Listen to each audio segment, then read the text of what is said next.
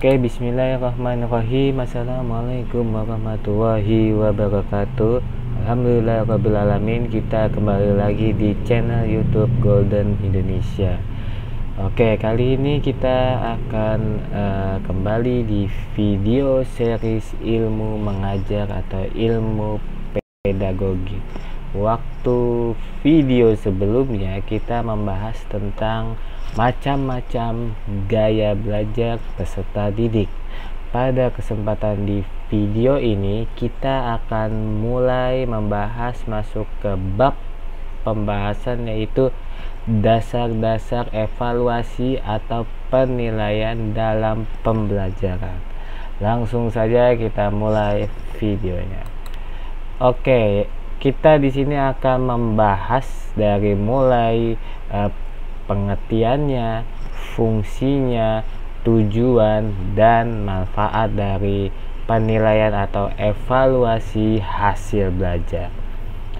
Oke, kita mulai dari yang pertama, yaitu pengertian evaluasi pembelajaran. Di sini ada pengertian menurut para ahli ya, dari berbagai macam. Dari Anthony itu menjelaskan bahwa penilaian adalah tindakan mengambil keputusan terhadap sesuatu dengan ukuran-ukuran yang bersifat kualitatif ya. Berikutnya yaitu Staffelbeam. Evaluasi merupakan proses dalam menggambarkan, memperoleh, dan menyajikan informasi yang berguna untuk menilai alternatif keputusan. Yang berikutnya menurut Nana Sujana, evaluasi pada dasarnya memberikan pertimbangan atau harga atau suatu nilai berdasarkan kriteria tertentu. Nah, menurut pendapat saya sendiri, penilaian atau evaluasi adalah cara seorang pendidik untuk mengetahui atau bisa mengukur kemampuan ilmu pengetahuan yang dimiliki oleh peserta didik.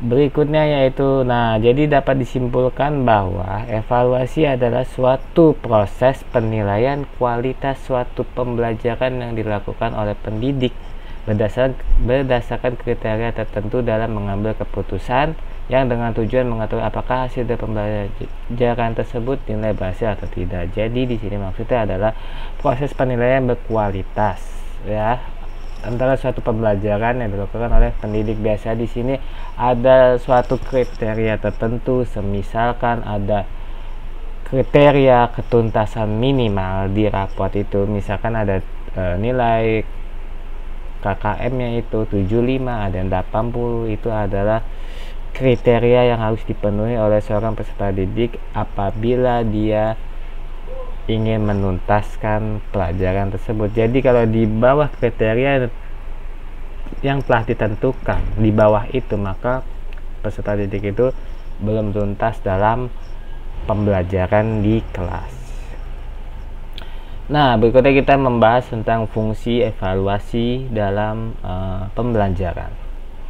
Nah, ada berbagai macam fungsi dari evaluasi pembelajaran. Yang pertama, alat untuk mengetahui tercapai atau tidaknya tujuan instruksional. Maksudnya adalah di sini dengan diadakannya evaluasi, jadi seorang pendidik itu bisa mengetahui apakah pendidik ini berhasil atau tidak dalam mendidik seorang murid ya di sekolah. Jadi untuk mengetahui apakah peserta itu bisa memahami pelajaran yang telah diberikan, terus untuk mengetahui tercapai atau tidaknya kemampuan seorang peserta didik. Terus yang berikutnya umpan balik bagi perbaikan proses belajar mengajar. Nah, jadi dengan diadakan evaluasi ini, seorang pendidik bisa mengetahui bahwa apa saja yang perlu diperbaiki atau materi apa aja yang belum dipahami oleh peserta didik, sehingga hal-hal tersebut perlu diadakan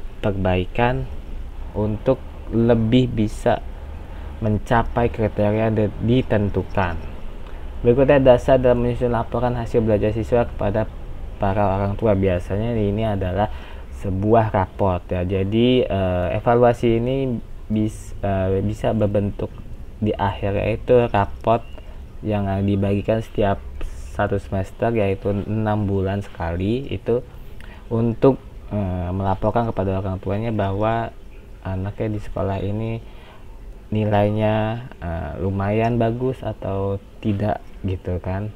Jadi ini perlu penting untuk diketahui oleh para orang tua. Yang berikutnya itu sebagai alat seleksi. Jadi bisa evaluasi ini bisa seorang pendidik terus kepala sekolah itu bisa menyeleksi nih anak-anak peserta didik ini setelah dibagikan rapot, apakah dia itu layak untuk semisalkan untuk naik kelas atau tidak gitu ya.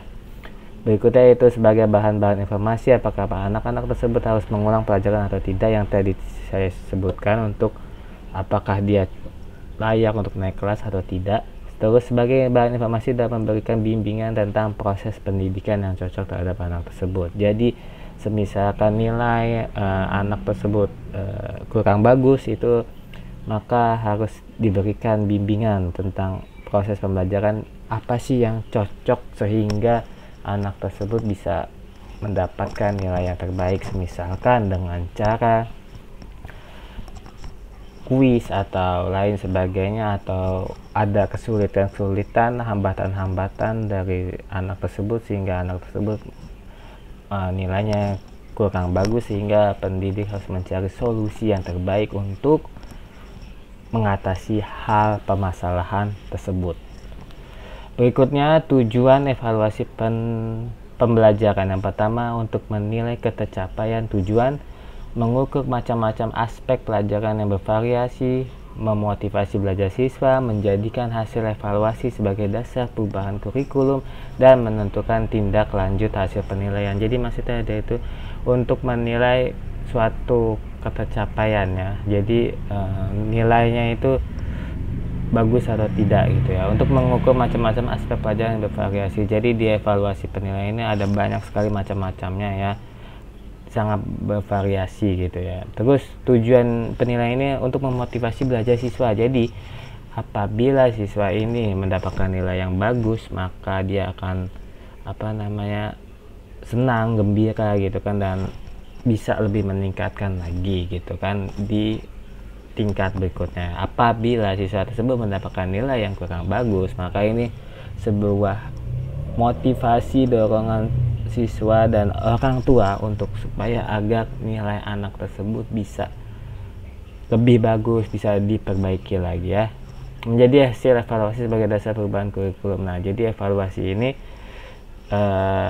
ada berbagai macam perubahan dari kurikulum ya. Jadi bisa mengetahui nih pemakai kurikulum ini cocok apa tidak setelah dilakukan evaluasi. Terus menentukan tindak lanjut hasil penilaian.